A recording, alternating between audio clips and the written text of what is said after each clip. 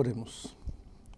Pai querido, vamos abrir a Tua Palavra agora e queremos fazê-lo com a certeza de que Teu Espírito está conosco, iluminando nosso entendimento. Em nome de Jesus, amém. Amém. Hoje vamos a estudar o tema da criação. Vejam, eu tenho um relógio muito bonito até aqui nas minhas mãos.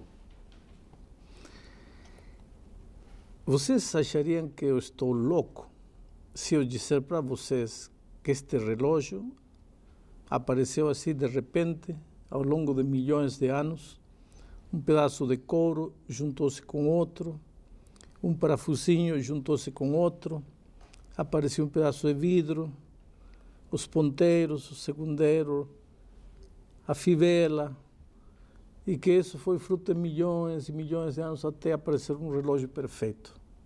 Seria uma loucura. Eu estaria fazendo um papel ridículo, querendo convencer vocês de que o meu relógio apareceu ao longo dos anos.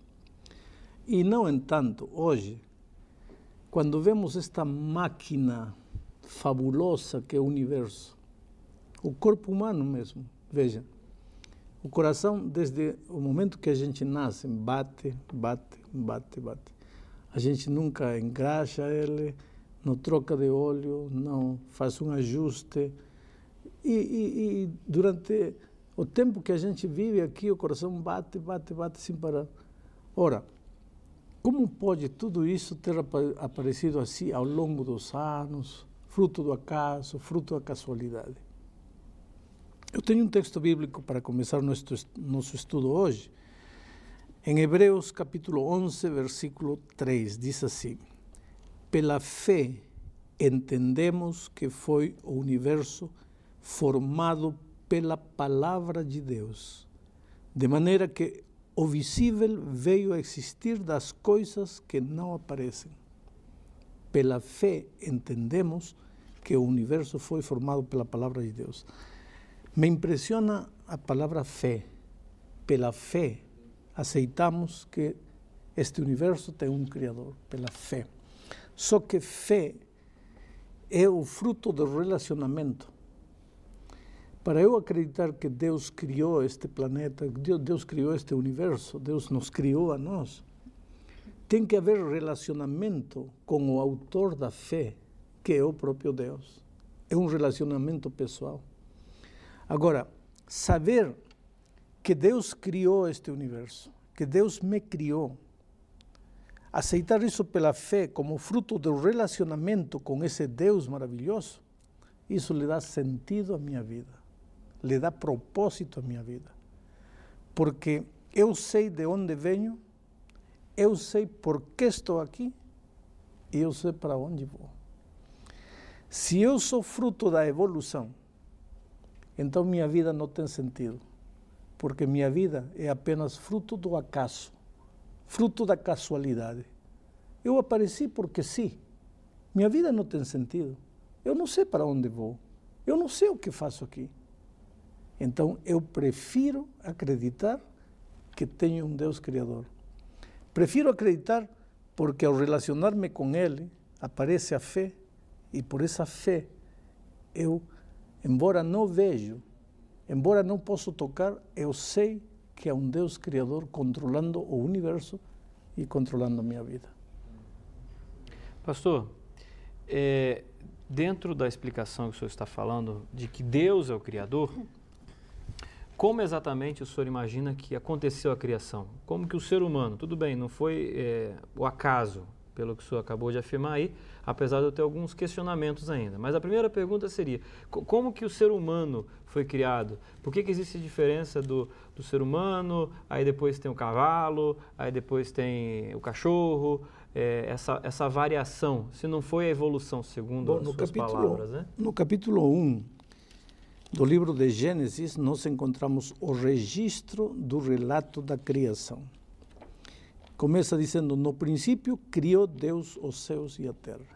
E depois vem o relato. Quando Deus criou os astros, quando criou as plantas, quando criou os animais, finalmente o ser humano como a coroa da criação. E quanto tempo faz isso? O senhor tem nos seus cálculos aí, vamos colocar tempo agora, né? Biblicamente, Da criação a hoje, temos um pouquinho mais de 6.000 anos. Mas aí é complicado, né, pastor? Porque a geologia consegue olhar para uma rocha e, através dos cálculos, eles dizem que a rocha tem milhões de anos. Aí a Bíblia coloca que o ser humano tem 6.000 anos na Terra. Como é que a gente agora vai conciliar, se é que existe como conciliar essas duas formas de pensar? Tem duas maneiras de explicar essa aparente contradição. A primeira é o fato do texto, diz assim: no princípio criou Deus os céus e a terra. A terra, porém, estava sem forma e vazia. A matéria já existia, como existe Vênus, como existe Júpiter, como existe Marte. Nesses planetas não há vida, mas a matéria já está. Pode ser que a Terra tenha sido assim, um planeta sem vida. Terra desordenada e vazia, matéria morta. Deus apareceu e na semana da criação começou a estabelecer a vida de acordo com o registro bíblico. Essa seria uma explicação. A outra explicação é muito simples. O método que determina que uma rocha tem milhões e milhões de anos é o famoso método chamado carbono 14.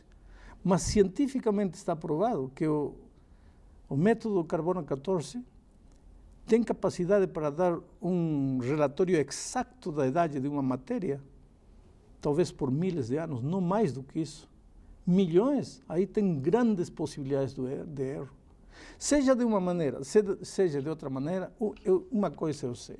A Bíblia afirma contundentemente que Deus criou os céus e a terra.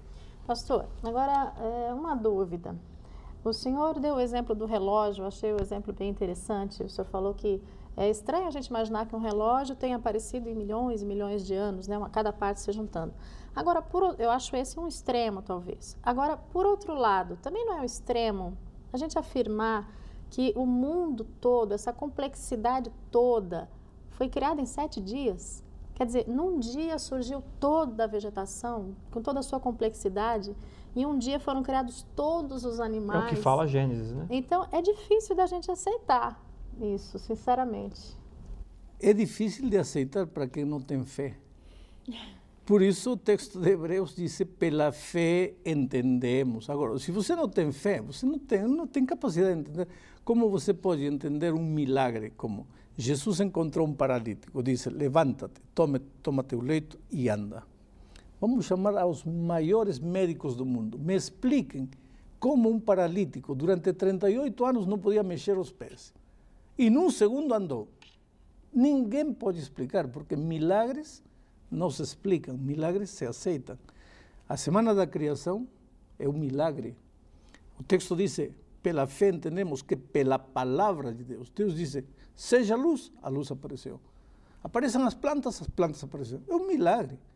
Porque, como um homem, se você quer entender racionalmente, um homem, para ser um homem adulto, tem que ter sido uma célula pequena, tem que ter ficado no ventre da mãe 9 meses, tem que ter nascido, tem que ter sido um neném. Adão apareceu adulto. É um milagre, não tem explicação.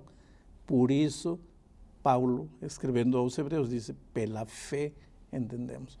E é por isso que nosso primeiro estudo desta série foi o tema da Bíblia.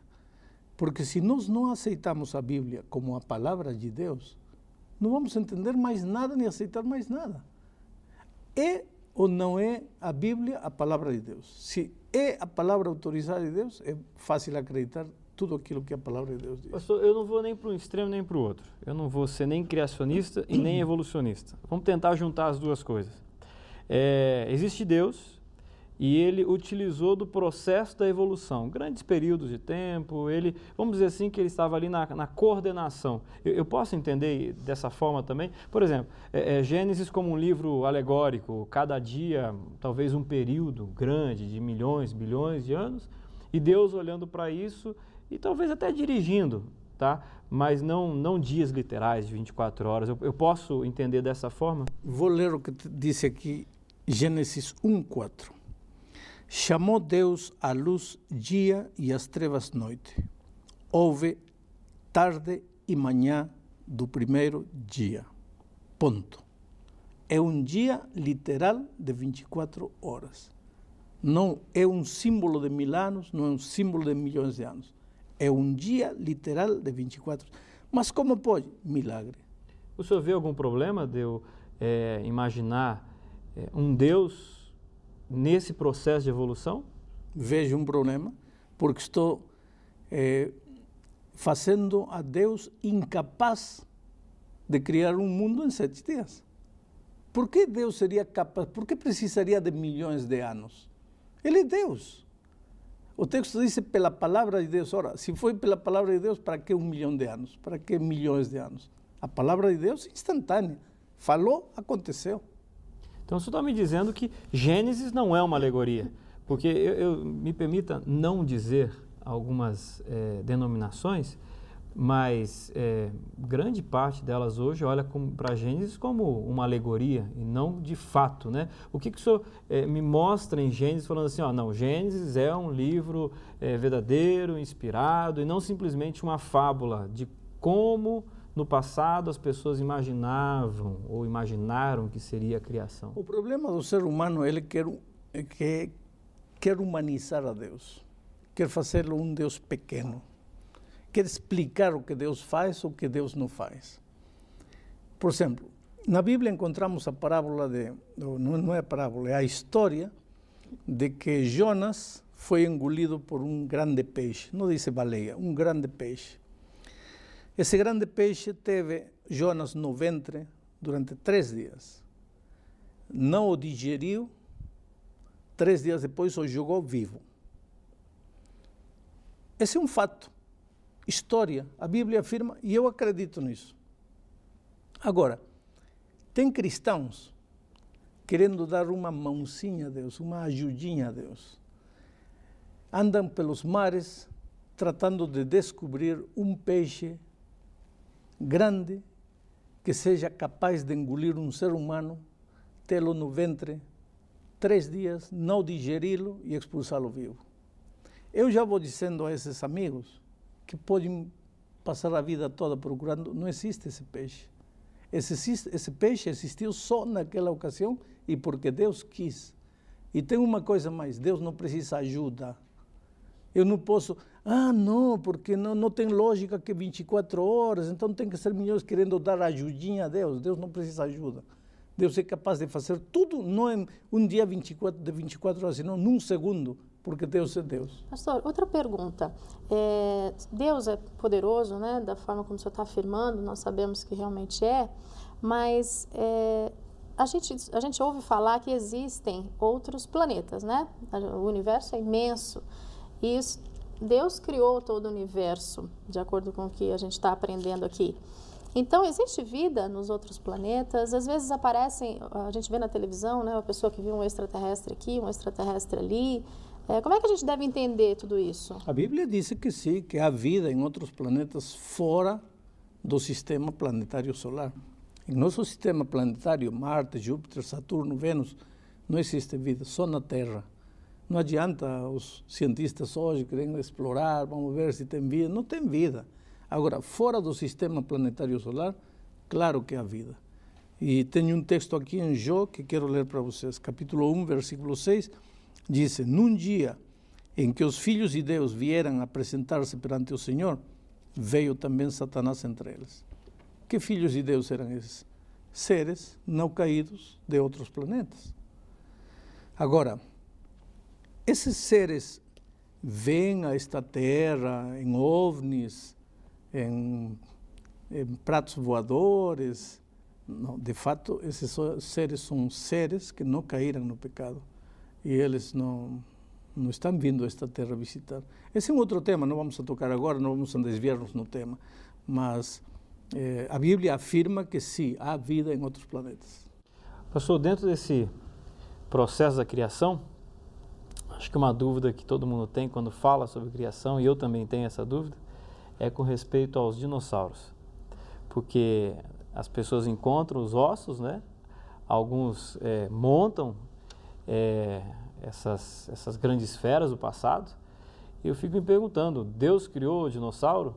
Eu estou falando do macro, né? Agora vamos colocar o micro. Deus criou o vermezinho, o vírus, isso tudo veio das mãos de Deus, a criação. E se foi das mãos de Deus, aonde estão hoje os dinossauros? Muito bem, vou te explicar. Deus criou um assassino? Não. Deus criou um homem perfeito, como Adão. Ele teve um filho, chamado Caim. Infelizmente entrou o pecado a este mundo, através de Adão e Eva, e o pecado se espalhou pelo mundo, fazendo estragos. E o filho de Adão virou assassino. Deus criou tudo que existe neste mundo. O pernilongo foi criado por Deus. Só que depois da entrada do pecado, muitos dos animais, muitos das avecinhas ou dos insetezinhos que tinham outras funções, viraram, como dizer, assassinos. Quer dizer, o plano original de Deus se distorceu. Agora existe ponçonha, existe veneno, existe mordedura, que não existia. Agora, inclusive os animais, a lei do crescimento se alterou, porque, por exemplo, quando Deus nos criou, Ele não nos criou para estar cortando o cabelo todo dia. A lei do crescimento era uma lei perfeita. O cabelo cresceria até um tamanho e não cresceria mais. A unha cresceria até um tamanho e não cresceria mais. Mas entrou o pecado, se alterou a lei do crescimento. Hoje temos que cortar cabelo, cortar unha. E os animais também começaram a crescer demais. Quando veio o dilúvio, esses animais estavam fora do controle do ser humano. Então, eles não entraram na arca e morreram, pois, com os efeitos do dilúvio. Por que viraram fósseis muitos deles? Porque está provado hoje pela ciência que quando há um choque repentino brutal, a matéria se solidifica. Isso pode ser fazer hoje em um laboratório perfeitamente. E os fósseis que encontramos por aí é uma prova de que houve dilúvio. Que também há muita gente que, assim como não crê na criação, não crê no dilúvio, mas esses fósseis que são achados hoje são uma prova contundente de que houve dilúvio. Pastor, mais uma questão, que agora o senhor falando aí me fez pensar no seguinte: o senhor mencionou aí mudanças que houveram em função do pecado, né? Animais tiveram sua estrutura modificada, enfim. E com relação ao ser humano, como é que foi? Porque se a criação foi 7 dias literais, Deus fez um casal inicialmente, né? Adão e Eva, quer dizer, a raça humana partiu deles. Então, os seus filhos tiveram que casar entre si. Hoje, se isso acontecer, sim, vai dar uma aberração, né? Mas naquele tempo... Só que eram seres perfeitos. Seres perfeitos. Por que hoje daria uma aberração? Justamente pela degeneração da raça humana. Naquele tempo, os seres humanos eram perfeitos. Inclusive, quando o pecado entrou, eram quase perfeitos. Cada vez se tornaram menos perfeitos, menos perfeitos. No coração de Adão não havia lugar para ódio, orgulho, essas coisas, até ele aceitar voluntariamente isso. Hoje nós somos remédio, caricatura do que era Adão e Eva, mas estamos chegando ao fim deste estudo. E eu gostaria de dizer aos amigos que estão nos assistindo aí, de repente você em algum momento se pergunta: o que estou fazendo nesta vida? Nada dá certo, está tudo errado, sofrimento, falta de emprego, miséria, solidão, traição. O que estou fazendo nesta vida? E eu te digo uma coisa, espera aí. Se você voltar os olhos para Deus, vai ver que você é fruto do amor de Deus. Sabe por que está vivo você? Porque Deus te ama. Porque Deus permitiu que você viesse este mundo. E se Deus permitiu que você viesse este mundo, é porque Ele tem um plano maravilhoso para a tua vida. E talvez você diga: mas pastor, qual plano? Olha a minha vida, qual plano? É que o plano que Deus tem para você está aqui na palavra de Deus. E a única maneira de você ser feliz é descobrir qual é o plano que Deus tem para você e seguir esse plano. Eu vou estar orando para que Deus te ajude a descobrir as grandes verdades bíblicas e que estas grandes verdades se façam realidade na tua experiência.